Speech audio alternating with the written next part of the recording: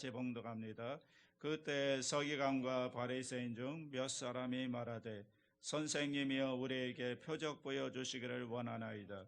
예수께서 대답하여 이르시되 악하고 음란한 세대가 표적을 구하나 선지자 요나의 표적밖에는 보일 표적이 없느니라.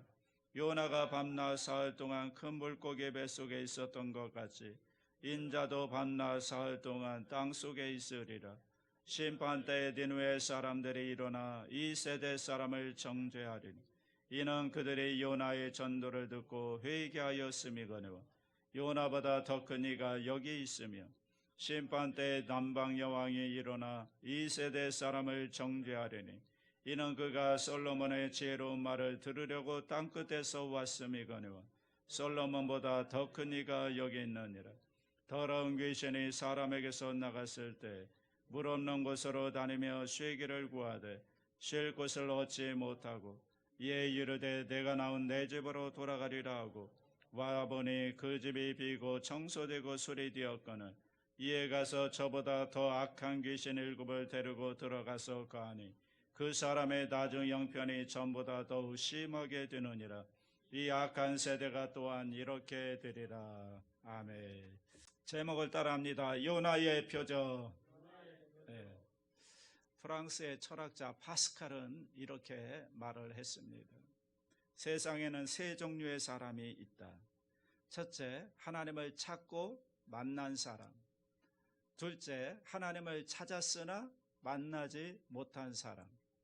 세 번째, 하나님을 찾지도 않고 만나지도 못한 사람. 첫 번째 사람은 합리적이고 행복하다. 두 번째 사람은 합리적이나 불행하다. 세 번째 사람은 비합리적이고 불행하다. 자, 여러분, 이게 무슨 말일까요? 하나님을 찾는 것은 합리적인 일이고 하나님을 만나는 것은 행복한 일이라는 것입니다. 문제는 하나님을 찾았는데 만날 수 없는 경우겠죠. 하나님을 열심히 찾았는데 만나지 못했습니다. 자, 하나님을 찾았는데 왜 만나지 못할까? 그러면 그 실제적인 하나님을 찾지 않고 내가 상상하는, 내가 원하는 하나님을 찾았기 때문에 실제적인 하나님을 만나지 못한 것입니다. 여러분, 인간이 열심히 찾아서 하나님을 만날 수 있을까요? 없을까요?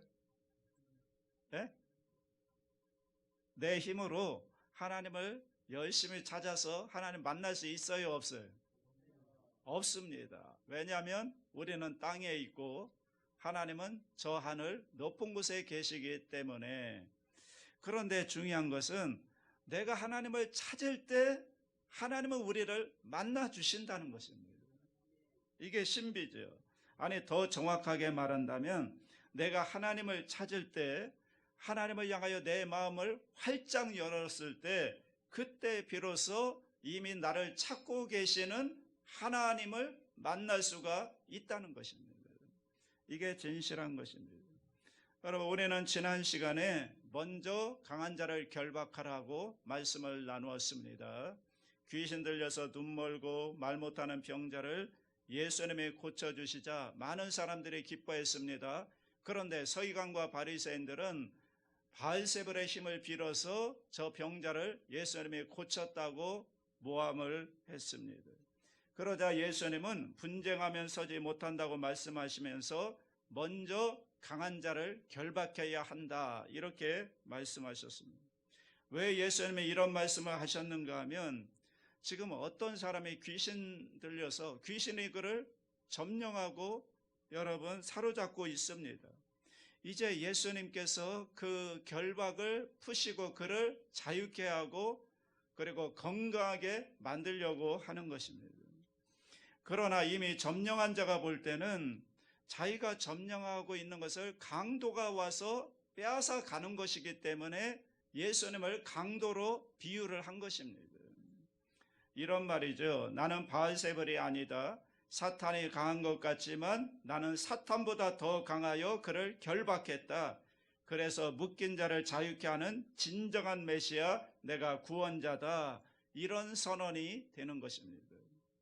그래서 예수님은 이런 말을 하는 너희들은 성령을 해방하는 죄를 짓고 있는 것이다. 그리고 마지막 날에 이 악한 말에 대하여 너희들은 심판을 받게 될 것이라고 꾸짖습니다. 이 말을 듣고 이제 서기관과 바리새인들이 하는 말이 38절 말씀입니다. 다 같이 합니다. 그때 서기관과 바리새인 중 몇 사람이 말하되 선생님이여 우리에게 표적 보여주시기를 원하네. 우리에게 표적을 보여주시오. 당신이 메시아라는 것을 절대로 부인할 수 없는 그런 완벽한 표적을 우리에게 보여주시오. 이렇게 요구를 합니다. 자, 여러분, 이 사람들은 지금 왜 예수님에게 표적을 요구할까요? 왜 표적을 요구하죠? 예수님을 인정하고 싶지 않은 겁니다. 메시아로 받아들이고 싶지가 않은 겁니다. 지금 그들은 예수님이 하시는 말씀과 기적을 다 보고 있습니다. 그리고 이것이 놀라운 것인데 이걸 보면서 그들은 느끼는 것입니다. 저런 기적들은 아무나 행할 수 있는 것이 아니다. 메시아만이 행할 수 있는 것을 그들도 알고 있습니다. 그런데 예수님을 인정하고 싶지 않은 겁니다. 여러분, 성경을 잘 보시면 예수님이 아무 기적이나 막 행하는 게 아닙니다. 메시아가 오셔서 어떤 일을 하실 것인지 구약의 예언자들이 이미 다 예언해 놨거든요. 예를 들면 이사야서에 보면 메시아가 오면 고난받는 메시아일 텐데 그 메시아가 오면 이런 일들을 할 것이라고 다 예언해 놓았습니다. 그 예가 나오는데 그것을 예수님께서 지금 그대로 다 행하고 있는 거예요. 구약에 예언된 일들을 하나하나 예수님의 기적들을 통해서 이루어가고 있는 것입니다. 그 예가 마태복음 11장 5절에 보면 침례 요한이 예수님이 당신이 오실 메시아입니까? 이렇게 질문을 할 때 예수님이 대답한 말씀이 있죠. 이게 메시아를 이사야서를 인용한 것인데 11장 5절 말씀을 같이 읽어보겠습니다. 맹인이 보며 못 걷는 사람이 걸으며 나병 환자가 깨끗함을 받으며 못 듣는 자가 들으며 죽은 자가 살아나며 가난한 자에게 복음이 전파된다 하라. 그러니까 이 예언을 따라서 예수님이 그대로 지금 다 행하고 있는 것입니다. 이게 메시아가 오면 하실 일이라고 예언해 놓았는데 예수님의 그 일을 하나하나 다 이루고 있는 것입니다. 그러니까 유대인들은 성경을 잘 알고 있기 때문에 여러분 예수님의 기적을 보면서 하나하나 이것들이 다 메시아로서 이루어지고 있다는 걸 그들도 알고 있습니다. 그들이 성경을 모르는 사람들이 아니고 전문가이기 때문에 구약 예언을 다 알고 있었을 것이고 그리고 예수님이 행하시는 기적들을 보면서 아 이거는 메시아가 하는 일이구나, 예수님의 메시아구나 라는 것을 알고 있습니다. 느끼고 있습니다. 그런데 예수님을 인정하면 안 됩니다. 왜냐하면 자기들이 무너지기 때문에 절대로 인정할 수가 없는 것입니다. 그래서 예수님을 받아들이지 않기 위해서 뭔가 흠잡기 위해서 많은 표적들을 보았음에도 불구하고 또 다른 표적을 요구하고 있는 것입니다. 예수님의 그들의 마음을 간파하셨죠. 그래서 예수님의 대답이 뭐냐? 39절입니다. 예수께서 대답하여 이르시되 악하고 음란한 세대가 표적을 구하나 선지자 요나의 표적밖에는 보일 표적이 없느니라. 악하고 음란한 세대라고 돌려 말합니다. 여러분 지금 여기서 악하고 음란한 세대는 누구를 말하는 거죠? 표적을 요구하는 서기관과 바리새인들을 말하는 것입니다. 그런데 여러분 이 서기관과 바리새인들은 겉으로 볼 때는 악하고 음란한 사람들이 아닙니다. 오히려 정반대죠. 거룩하고 경건한 사람들입니다. 그런데 왜 그들을 악하고 음란한 세대라고 예수님이 말씀하셨는가? 그것은 영적인 의미에서 말한 것입니다. 하나님과의 관계에서 볼 때 그들은 악하고 음란한 사람들이라는 것입니다. 자, 그럼 악하다는 말은 무슨 말일까요? 여러분 이 악이라고 하는 것은 죄가 쌓이면 악이 되는데 이 죄에도 레벨이 있습니다. 등급이 있습니다. 가장 맨 밑에 죄가 뭐냐 하면 죄를 짓는 죄입니다. 이게 가장 맨 밑에 죄입니다. 이거보다 좀 더 센 죄가 뭔지 아십니까? 그 죄를 반복하는 죄입니다. 이게 좀 더 센 죄이고, 그러면 가장 큰 센 죄는 뭐냐? 그 죄를 지으면서도 정당화하는 죄입니다. 자기들이 믿지 않으면서 아이고 믿음이 없어 죄송합니다 이러면 좋았을 텐데, 자기들이 안 믿는 이유를 은폐하면서 이 원인을 예수님께 돌리기 위해서 그들이 요구하는 게 뭐냐면 표적을 보여달라고 요구하는 것입니다. 내가 안 믿는 것이 아닙니다. 나는 믿으려고 하는데 증거가 부족해요. 당신이 바알세불의 능력을 빌어서 하지 않았다는 증거를 확실하게 보여주면 내가 믿겠소, 이런 뜻입니다. 다시 말하면 이미 증거를 풍성히 주었음에도 불구하고 그것들을 다 거부하면서 또 다른 증거를 내놓으라고 다그치는 이 자세가 악하다는 것입니다. 그래서 바리새인들이 악하다는 것입니다. 이미 표적을 충분히 주어서 알 수 있는데도 불구하고 그런 것들을 다 거부하고 또 다른 표적을 보여달라는 것입니다. 이게 악하다는 뜻이고, 음란하다는 말은 뭐냐면, 여러분 음란이 뭐죠? 진짜 사랑의 대상을 두고 또 다른 대상을 사랑하는 게 이게 음란한 짓이죠. 당신을 사랑해 입으로는 말하면서도 뒤로는 또 다른 사람을 사랑하면 그게 음란한 것입니다. 그러니까 신앙적으로 말하면 뭐겠습니까? 하나님, 나는 당신을 믿습니다. 하나님을 사랑합니다. 하나님 말씀대로 살기를 원합니다. 이렇게 말하면서도 실제적으로는 하나님을 믿지도 않고 하나님을 사랑하지도 않고 하나님 말씀대로 행하지도 않는 게, 순종하지 않는 것, 그게 바로 음란한 것입니다. 그러니까 이 악하고 음란하다는 말의 개념을 우리가 정확하게 알아야 됩니다. 증거가 넘치도록 많은데도 불구하고 거부하면서 또 다른 증거를 요구하는 행위, 입만 열며 하나님 사랑합니다 말하지만 실제적으로는 하나님을 믿지도 않고 사랑하지도 않는, 따르지도 않는 제멋대로 살아가는 신앙인, 이것이 바로 악하고 음란하다는 뜻입니다. 그런데 이런 사람들에게는 보여줄 표적이 없다는 것입니다.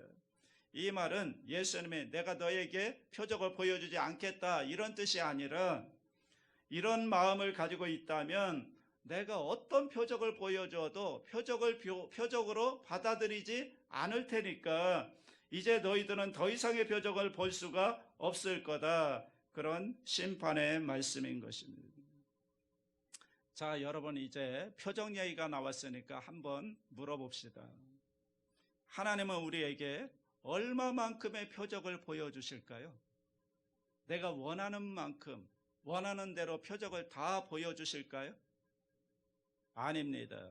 하나님은 표적을 절대로 낭비하지 않습니다. 하나님은 우리에게 표적을 얼마만큼 보여주시냐면, 믿으려고 하는 자에게는 충분히 믿을 만큼 표적을 보여주십니다. 그러나 의심하고 믿지 않으려는 자에게는 의심할 만큼만 표적을 보여주십니다. 왜냐하면 표적이 많다고 다 믿는 건 아니기 때문입니다. 표적을 받아들이고 믿으려고 하는 자에게는 표적은 충분한 것입니다. 여러분의 일생만 놓고 생각해 보세요. 내가 지금까지 이 나이 먹도록 살아오면서 여러분의 인생 가운데 하나님의 은혜, 하나님의 사랑, 하나님의 그런 표적이 여러분 충분했습니까? 하나님의 함께 하심의 표적이 충분했습니까? 겸손하게 열린 마음으로 바라보면 하나님은 정말 살아계셨고, 하나님은 정말 나와 함께 하셨고, 나에게 수많은 은혜를 베풀어 주신 그런 표적은 넘쳐나고 있는 것입니다. 이것을 인정할 수가 있는 것이죠. 세상에 표적이 부족한 게 아니라 세상은 표적으로 충만한 것입니다. 여러분, 이 세상이 내가 만든 세상이 아니잖아요. 인간이 만들 수도 없는데 어떻게 보이는 세상이 저절로 생겼다고 얘기하는 겁니까? 여러분, 내가 인생의 주인이라고요? 그럼 왜 죽어요? 주인인데 왜 죽냐고요. 여러분, 죽는 것도 표적이고요. 아침이 오는 것도 표적이고요. 오늘 내가 여기 와 있는 것도 놀라운 표적인 것입니다. 이미 보여준 표적을 믿지 않는 자들에게 보여줄 표적은 딱 하나밖에 없대요. 그게 뭐냐면 요나의 표적이라는 것입니다. 자, 그러면 여러분, 요나가 누구죠? 구약에 나오는 선지자 요나를 말하는 것입니다. 저 큰 성읍 니느웨로 가서 40일이 지나면 니느웨 성이 망한다라고 전하라고 했더니, 그 니느웨는 아수르라고 하는 나라의 수도인데 아수르는 이스라엘이 미워하는 나라예요. 그러니까 그 사람들이 회개하고 돌아오는 게 싫어요. 망했으면 좋겠어요. 그래서 요나가 내가 왜 가? 안 가고 안전하면 그들이 회개하지 못하니까 다 망할 것이 아닌가? 그러면 얼마나 좋은가? 그래서 하나님의 명령을 듣지 않고 요나가 어디로 가죠? 정반대인 다시스로 도망을 갑니다. 배를 타고 도망가는데, 그런데 그놈의 배가 가다가 뭐를 만나요? 엄청난 풍랑을 만나게 됩니다. 그래서 다 죽게 되었고, 그러자 그 사람들이 느끼는 것입니다. 이것은 신이 진노해서 이런 풍랑이 온 것이다. 그래서 제비 뽑아가지고 요나가 뽑혀서 요나를 바다에 빠뜨립니다. 그런데 그 요나가 물고기 뱃속에 들어갔다가 3일 동안 죽을 고생을 한 후에 그 물고기가 이 요나를 니느웨 성 해변가에 토해 놓습니다. 그래서 요나는 어쩔 수 없이 억지로 니느웨에게 가가지고 40일 후면 이 도성이 망한다고 듣지 못하게 하려고 그들이 망했으면 좋겠다는 마음으로 대충 전합니다. 죄송합니다. 개떡같이 전합니다. 그런데 찰떡같이 알아듣고 그들이 회개를 해버립니다. 그래서 구원받은 이야기가 요나의 스토리입니다. 그런데 요나의 표적이란 말은 뭘까요? 그러면 요나의 사건과 예수님의 무엇과 일치하는 부분이 있다는 거 아니겠습니까? 그게 40절입니다. 다 같이 합니다. 요나가 밤낮 사흘 동안 그 물고기 뱃속에 있었던 것 같이 인자도 밤낮 사흘 동안 땅속에 있으리라. 요나가 3일 동안 물속에 뱃속에 있다가 거기에서 다시 살아나와서 복음을 전한 것 같이 인자도 예수님도 3일간 죽었다가 다시 살아나는 그 사건, 다시 말하면 예수님의 십자가와 부활 사건, 이것이 바로 요나의 표적이라는 것입니다. 왜 예수님이 이런 말을 하냐면 그 당시에 이스라엘 사람들 치고 요나를 모르는 사람이 없거든요. 요나 하면 물고기 뱃속에 들어갔다 3일 만에 살아난 사람이라고 이스라엘 사람들이라면 다 아는 것입니다. 이걸 근거로 해서 예수님의 십자가에 못 박혀 3일간 장사 지낸 바 되었다가 다시 살아날 것을 얘기하고 있는 것입니다. 그래서 요나의 표적이란 요나처럼 3일 동안 예수님이 죽었다가 다시 부활하는 사건, 그것을 말하는 것입니다. 그런데 이 요나의 표적밖에는 없다는 말은 뭐냐면 너희들은 지금 이런 표적을 원하는 게 아니지, 이스라엘 사람들이 요구하는 표적과는 예수님이 다른 표적을 보여주겠다는 것입니다. 지금 이스라엘 사람들이 원하는 표적은 뭐냐면 이스라엘 사람들이 가장 원하는 게 뭡니까? 로마로부터 해방을 얻는 것입니다. 그래서 하늘에서 천군 천사가 내려와서 적군들을 물리치고 우리에게 자유를 주고 그리고 우리를 부자 되게 만들어주고 우리의 소원을 이루어주고 이것을 표적이라고 생각하고 요구했는데 예수님은 그건 진짜 표적이 아니라는 겁니다. 왜? 그걸 통해서 구원받을 수 있는 게 아니거든요. 진짜 표적은, 표적 중의 표적은, 가장 완벽한 표적은 내가 십자가에 죽었다가 부활하는 사건이라는 거예요. 이것이야말로 요나의 표적이고 가장 완전한 표적이라는 것입니다. 그런데 여러분, 유대인들에게 있어서 십자가는 뭐죠? 죄인이 죽는 자리잖아요. 그런데 메시아가 어떻게 죄인으로 그렇게 죽을 수가 있냐는 거죠. 그래서 십자가 죽으면 유대인들에게는 꺼리끼는 것이고 함정이 되는 것입니다. 그런데 너희들이 원하는 그 표적과는 정반대의 가장 원하지 않는 방향으로 내가 메시아임을 증명하겠다라는 것입니다. 그러니까 여러분, 유대인들에게는 이게 기분 좋은 얘기입니까? 기분 나쁜 얘기입니까? 기분 나쁜 얘기예요. 메시아가 십자가에 죽을 수가 없는 거예요, 그들의 개념으로는. 그런데 내가 십자가에 죽고 부활하는 것이 내가 진짜 메시아됨의 표적이라는 것을 보여주겠다는 것입니다. 그러니까 여러분, 가장 큰 기적이란 뭐냐면 예수님의 십자가와 부활입니다. 이게 가장 큰 기적이고 가장 큰 표적인 것입니다. 예수님이 말씀하는 기적은 예수님의 십자가와 부활이 가장 큰 표적인데, 이건 유대인만이 아니고 우리들도 예수님께 가장 원하지 않는 표적이라는 것, 그것이라는 거예요. 유대인도 원하지 않지만 우리도 원하지 않는 표적이 바로 그것입니다. 예를 들면 이런 말을 여러분 많이 했을 겁니다. 하나님 살아계신 것과 나를 사랑한다는 것을 표적으로 보여주세요. 많이 얘기했죠. 그런데 여러분이 원하는 방향으로 하나님이 응답을 주지 않고 하나님께서 저와 여러분에게 주시는 응답은 뭐냐면 예수님의 십자가라는 거예요. 십자가를 통해서 내가 너를 이만큼 사랑했다, 내가 너를 위해 죽었고 내가 너를 위해 부활했다 하는 것이 우리에게 내놓는 표적인 것입니다. 그러니까 유대인들도 가장 원하지 않는 표적을 예수님은 당신의 메시아 된 표적으로 증거하는 것이고, 우리도 오늘 가장 원하지 않는 표적으로 예수님은 당신이 메시아됨을 나타내 증명해 주시는 것입니다.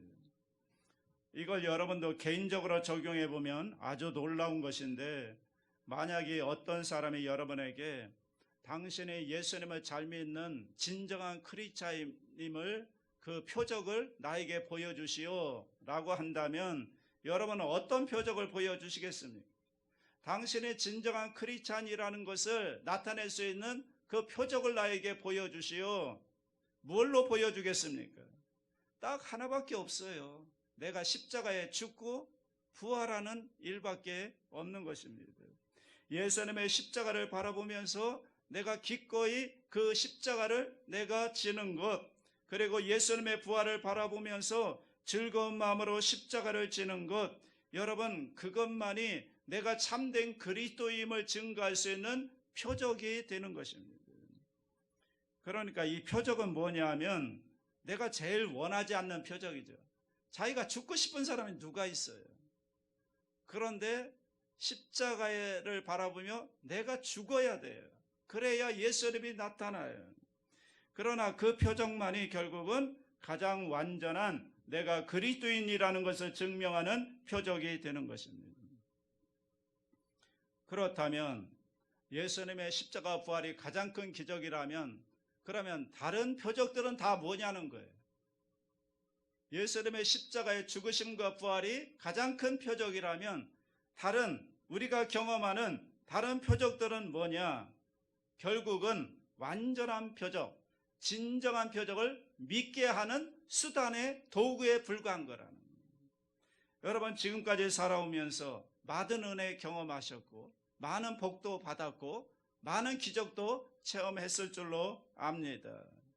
여러분, 놀라운 사건도 경험했는데 그것이 완성이 뭐냐면 예수님의 십자가와 부활을 믿는 것으로 완성이 되는 것입니다. 그 모든 것들의 표적이 뭐냐면 예수님의 십자가와 부활을 믿는 것입니다. 그걸 통해 믿는 것입니다. 이런 의미에서 기적 중에 최고의 기적은 무엇이냐면 내가 예수 믿는 것입니다. 예수 믿는 것이 가장 큰 기적인 것입니다. 한 사람이 평생을 통하여 많은 기적과 많은 표적을 보겠지만 그 사람이 돌이켜서 예수 믿는 것보다 더 큰 기적은 없는 줄로 믿습니다.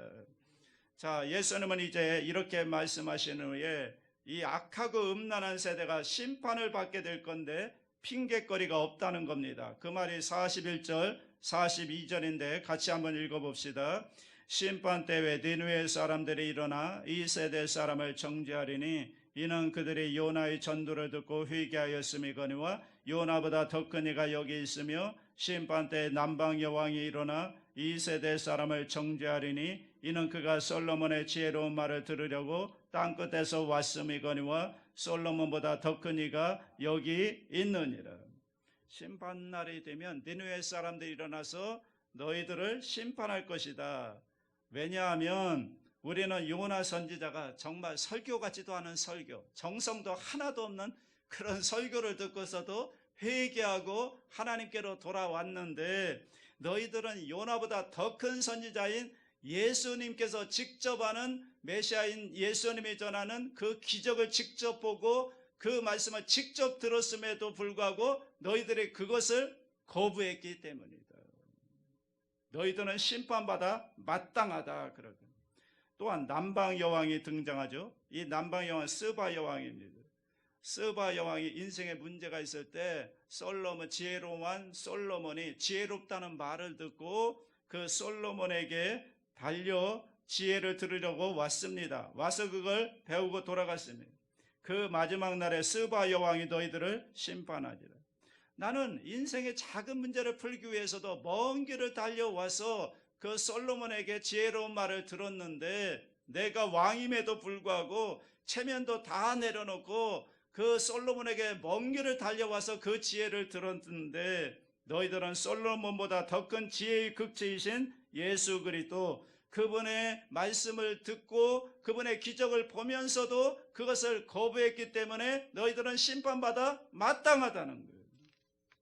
자, 이게 무슨 말이냐면, 이제 우리가 언젠가 하나님 앞에 서게 될 텐데, 그 마지막 날에 하나님 앞에서 증거가 부족해서 하나님을 믿지 못했어요.